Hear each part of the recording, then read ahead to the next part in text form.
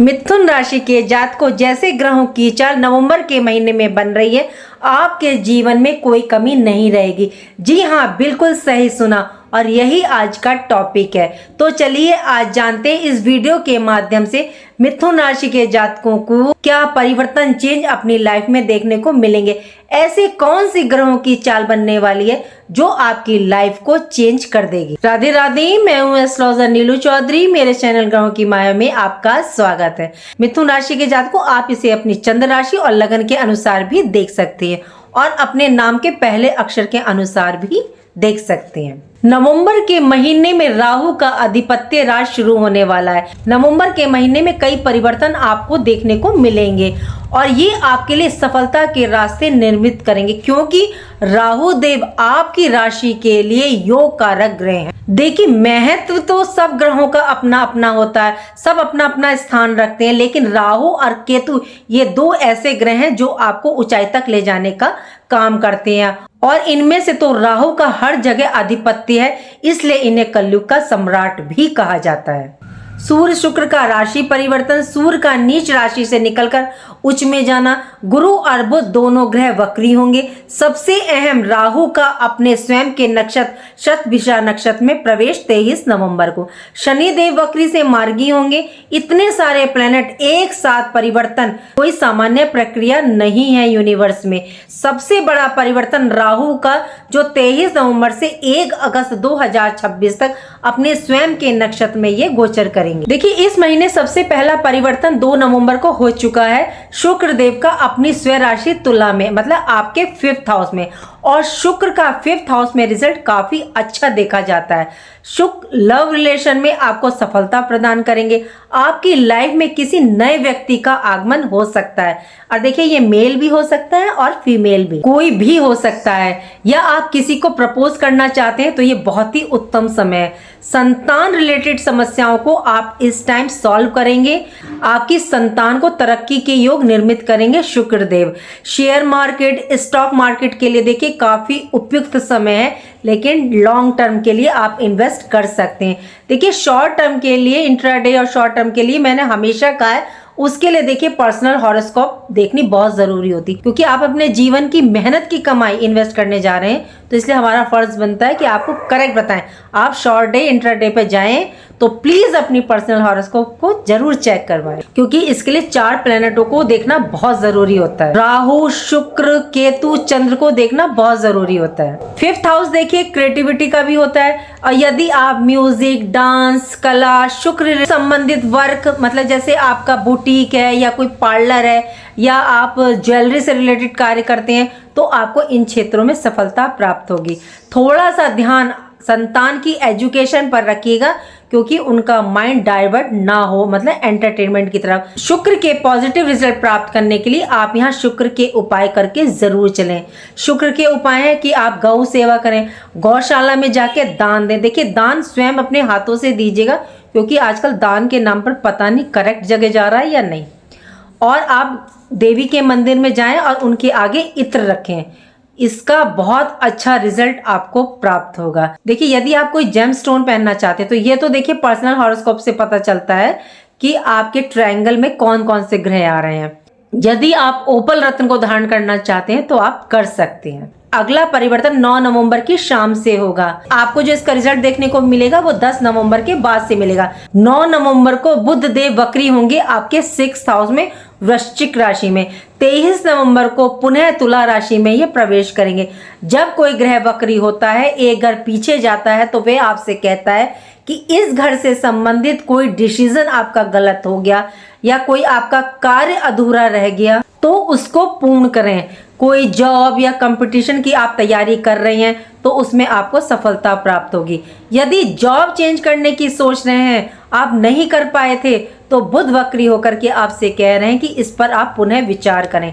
Love relation में कोई misunderstanding या वाद विवाद की स्थिति उत्पन्न हो गई थी, तो बुध उसको सॉल्व करने के रास्ते आपके लिए निर्मित करेंगे।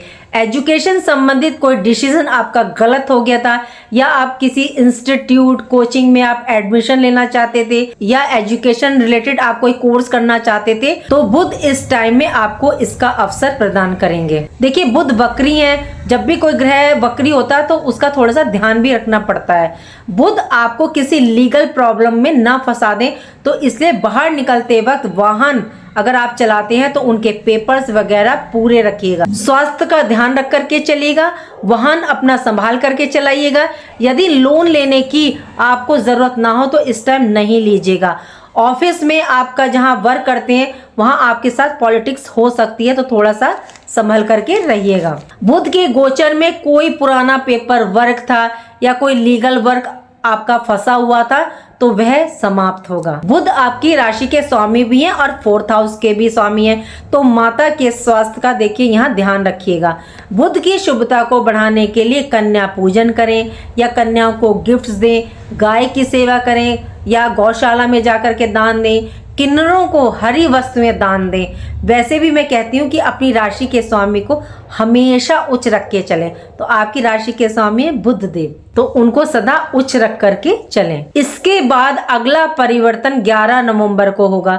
11 नवंबर को देव गुरु बृहस्पति वक्री होंगे और ये वक्री होकर के पुनः मिथुन राशि में प्रवेश करेंगे, और यहाँ देव गुरु बृहस्पति भी आपके रुके हुए अधूरे कार्यों को ये पूर्ण करने के लिए आपसे कह रहे हैं। इस टाइम गुरु बृहस्पति आपको धर्म अध्यात्म की ओर अग्रसर करेंगे आपकी लाइफ में, क्योंकि 1st हाउस आप स्वयं, तो आपकी लाइफ में मतलब चेंज लेकर के आएंगे। आप अपने कैरियर के प्रति सजग हो जाएंगे। कोई डिसीजन अब आप ले सकते हैं, कोई मतलब स्ट्रॉन्ग डिसीजन। वाणी पर नियंत्रण रख करके चलिएगा। 2nd हाउस में गुरु बृहस्पति का वक्र होना आपको एक्स्ट्रा स्पेंडिंग बनाता है, खर्चों पर नियंत्रण रखिएगा। मिथुन राशि के जातकों, यदि आप इन्वेस्टमेंट करने की सोच रहे हैं तो अचानक से कोई डिसीजन आप ना लें, कोई अचानक से डिसीजन लेने से बचें कि कोई आपसे आके कह दे कि ये प्रॉपर्टी सस्ती है, यहाँ लगा दो या यहाँ इन्वेस्ट कर दो, तो प्लीज यहाँ थोड़ा सा सोच समझ करके डिसीजन लीजिएगा। देखिए गुरु बृहस्पति भी आपको स्वास्थ्य पर ध्यान रख करके चलने के लिए कह रहे हैं। इंडाइजेशन या हड्डियों से संबंधित कोई प्रॉब्लम है, जोड़ों का दर्द, acidity, BP problem, skin problem भी देखी जा सकती है, तो स्वास्थ्य पर प्लीज ध्यान रख करके चलें। गुरु बृहस्पति के पॉजिटिव रिजल्ट प्राप्त करने के लिए, इनकी शुभता बढ़ाने के लिए गुरु के उपाय जरूर करें। गुरुओं को, गुरु समान बड़े लोगों का आप सम्मान करें, विष्णु सहस्रनाम का आप पाठ करें, धर्म अध्यात्म से जुड़ करके रहें, और हो सके तो गुरु के मंत्र का जाप आप जरूर कीजिएगा। मिथुन राशि वालों, आपको बहुत बेस्ट रिजल्ट मिलेगा। ओम ग्राम ग्रीम ग्रौम सह गुरुवे नमः का जाप जरूर कीजिएगा। और अगर आपके आसपास कहीं केला है या आपने घर में लगा रखा है तो उसमें 1 लोटे जल में हल्दी डाल के बृहस्पतिवार के दिन जरूर अर्पित करें केले के वृक्ष को। अगला परिवर्तन आपको ग्रहों के राजा सूर्य देव का देखने को मिलेगा। 16 नवंबर को सूर्य देव अपनी नीच राशि तुला राशि को छोड़ करके 6th हाउस में वृश्चिक राशि में प्रवेश करेंगे। सूर्य का 6th हाउस में अच्छा रिजल्ट देखने को मिलता है। यहाँ आपको अपने कार्यों में सफलता देखने को मिलेगी। किसी सरकारी जॉब या इंटरव्यू की आप तैयारी कर रहे हैं तो डेफिनेटली आपको सफलता प्राप्त होगी। कोई कोर्ट केस चल रहा है या कोई बहुत पुराना केस है तो वह समाप्त होगा। देखिए समाप्त कैसे होगा, क्योंकि गुरु बृहस्पति वक्र है 2nd हाउस में, तो ये यहाँ आपसे एडजस्टमेंट करवाएंगे, कहेंगे कि थोड़ा सा झुक जाओ यदि कोई केस खत्म हो रहा है, मतलब कुछ ऐसा आपके साथ घटित हो सकता है। जॉब स्विच करने की सोच रहे हैं तो इसके योग निर्मित होंगे। वर्क प्लेस पर देखिए थोड़ा सा अहम, ईगो, गुस्से पर कंट्रोल रखिएगा। अपॉर्चुनिटीज तो देखिए ये आपको प्रदान करेंगे, लेकिन थोड़ा सा सतर्क रहिएगा कि पेपर वर्क्स पूरे कंप्लीट हैं या नहीं। सूर्य की शुभता को बढ़ाने के लिए सूर्य को आप जल दें, और सूर्य को जब आप जल दे रहे हैं तो ओम घृणी सूर्याय नमः या ओम राम रीम राम सा सूर्याय नमः का मंत्र बोलते हुए आप सूर्य को जल दें। आदित्य हृदय स्तोत्र का या तो आप पाठ करें या सुन लीजिए, और रविवार को तो खास तौर से सुन लीजिएगा। बात करते हैं कलयुग के राजा राहु देव की, जो सबसे अहम गोचर है। 23 नवंबर को होने वाले एक बड़े ग्रह गोचरी परिवर्तन की। यह गोचर देखिए लगभग 7 साल के पश्चात हो रहा है। 23 नवंबर की दोपहर को 1:22 पर राहु महाराज शतभिषा नक्षत्र के चतुर्थ चरण में आ जाएंगे और ये राहु का अपना नक्षत्र है। राहु वक्र गति से चलते हैं और ये नक्षत्र तीनों नक्षत्रों में सबसे शक्तिशाली माना जाता है। और इनके 3 नक्षत्र कौन से? स्वाति नक्षत्र, आद्रा नक्षत्र और इनका शतभिषा नक्षत्र, जो कि बहुत ही पावरफुल होता है। राहु का शतभिषा नक्षत्र 100 हीलर्स 100 वेदों की तरह कार्य करता है और जो अंडरवर्ल्ड के काम होते हैं या जिनका 2 नंबर का काम होता है उसके लिए भी शतभिषा नक्षत्र को ही देखा जाता है। और राहु जो अपने आप में एक षड्यंत्रकारी, एक क्रांतिकारी, एक विद्रोही है, एक तख्ता पलट की पावर रखते हैं, तो वो आपके जीवन का भी तख्ता पलट कर सकते हैं। मतलब आपके जीवन में चल रही परेशानियों से आपको निजात दिलवा सकते हैं। 23 नवंबर को राहु देव अपने स्वयं के नक्षत्र शतभिषा नक्षत्र में प्रवेश करेंगे। आपके 9th हाउस भाग्य भाव में राहु मिथुन राशि के जातकों के लिए योग कारक ग्रह हैं। इसमें राहु देव उच्च के माने जाते हैं। राहु अपने मित्र की राशि कुंभ राशि में गोचर कर रहे हैं, तो राहु के यहाँ पॉजिटिव रिजल्ट आपको प्राप्त होंगे। देखिए 9th हाउस में राहु के पॉजिटिव और नेगेटिव दोनों रिजल्ट मिलते हैं, लेकिन यह देखा जाता है कि राहु की पोजीशन, राहु की डिग्री, राहु का नक्षत्र कौन सा है उसी के हिसाब से ये रिजल्ट देते हैं। लेकिन राहु इस टाइम अपने स्वयं के ही नक्षत्र में है और काफी उच्च डिग्री पर है, तो आपको इनके पॉजिटिव रिजल्ट ही प्राप्त होंगे। सबसे पहले अभी तक जो आपको अपने भाग्य का साथ प्राप्त नहीं हो रहा था, अब आप देखिएगा कि भाग्य की स्थिति आपके लिए बड़े अच्छे लाभ देना प्रारंभ करेगी। विदेश संबंधी कोई कार्य आप करना चाह रहे थे तो इसका बड़ा सुंदर लाभ आपको प्राप्त होगा। पिता के स्वास्थ्य में सुधार होगा। पिता से कोई अनबन थी, मन मुटाव था, तो वह अब समाप्त होगा। आपके अंदर ना आप इस टाइम महसूस करेंगे कॉन्फिडेंस लेवल आपको काफी बढ़ता हुआ दिखेगा, जो पिछले काफी टाइम से आपका काफी डाउन था।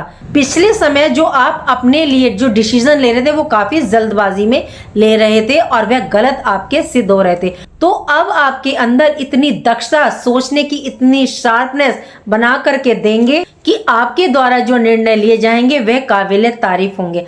आप इस टाइम मेहनत प्रयास के द्वारा अपने कार्यों को पूरा करेंगे। इस टाइम आप बिजनेस व्यापार की दृष्टि से यात्रा कर सकते हैं, तो आपको यहाँ लाभ की भी प्राप्ति ये निर्मित करेंगे राहु देव। सडन ऑफ बेनिफिट की स्थितियों को आपके लिए ये निर्मित कर रहे हैं। इस टाइम आप देखेंगे कि आपके अंदर धार्मिक गतिविधियों से जुड़ने की प्रेरणा आपके अंदर ज्यादा आ रही होगी। मतलब आप धार्मिक गतिविधियों से इस टाइम जुड़ेंगे, जिसका आपको काफी अच्छा रिजल्ट प्राप्त होगा। राहु यहाँ आपको कर्म प्रधान बनाएंगे। यहाँ राहु को समझना काफी आवश्यक है, अन्यथा हमारे जीवन में एक बड़ा खेल ये खेल जाएंगे। तो यहाँ राहु की शुभता को बढ़ाने के लिए राहु के उपाय जरूर कीजिएगा। देखिए राहु के मैं 3-4 उपाय आपको बता रही हूँ, जो आप कर सकते हैं उनमें से वो आप कर लीजिएगा, मतलब जो आप आसानी से कर पाए। सबसे पहले तो आप राहु के लिए इनके मंत्र का जाप कीजिए, ओम रांग राहवे नमः। आप संध्या समय में शनिवार को या बुधवार को स्टार्ट करें। 11, 21, 31, 51, 108 बार कर सकते हैं। एक नारियल, 11 साबुत बादाम आप काले कपड़े में बांध करके आप जल प्रवाह करें। यदि आपके घर के पास जल प्रवाह है या साफ पानी बह रहा है तो आप उसमें ये जल प्रवाह कर सकते हैं। तीसरा, आप सप्तधान्य, सप्तनाजा जो होता है 7 प्रकार का अनाज आप दान दें या किसी ज़रूरतमंद को आप दे सकते हैं। एक, अगर आपको कोई जो है दिव्यांग मिल जाए या कहीं आश्रम हो आपके पास, तो आप उनकी सेवा करें और स्वयं अपने हाथों से करें, मतलब कुछ दान दें, कुछ दक्षिणा दें, जो आपकी इच्छा हो वो दीजिएगा। और यदि सफाई कर्मचारी आपको दिख जाते हैं तो उनको भी कुछ ना कुछ आप देते रहें। एक सबसे ज़रूरी बात जो मैं हमेशा कहती हूँ, शिव हैं तो हमारी समस्या का समाधान है। 1 लोटे जल में गुड़, शहद, शक्कर डाल के और सफ़ेद तिल ज़रूर डालिएगा और शिवलिंग पर अर्पित करें। और 1 फूलों की माला अपने हाथों से बनाएं और पुष्पों की माला आप स्वयं अर्पित करें शिवलिंग को। बहुत अच्छा रिजल्ट आपको प्रदान करेंगे। देखिए यहाँ आप लोग पूछते हैं कि कोई जेम स्टोन हो तो बता दीजिएगा। तो राहु के लिए आप पहन सकते हैं गोमेद, आप गोमेद आप धारण कर सकते हैं। उम्मीद करती हूँ कि जो जानकारी मैंने आपको दी वो आपको पसंद आई होगी। पसंद आई है तो लाइक कीजिएगा, कमेंट बॉक्स में हर हर महादेव लिखिए और मेरे चैनल ग्रहों की माया को सब्सक्राइब कीजिए। राधे राधे, जय माँ बाबा। देखिए आप लोग कमेंट्स जरूर करा करें, क्योंकि कमेंट्स करने से हमें ये पता चल जाता है कि हमारी प्रेडिक्शन आप पर कितनी सटीक बैठ रही है। इससे हम लोगों को भी हौसला मिलता है आगे बढ़ने का, और जो हमारे अंदर कमी होगी वो भी हमें पता चलेगी। देखिए किसी को भी पूर्ण ज्ञान नहीं होता, कोई पूरा ब्रह्मा नहीं है। राधे राधे।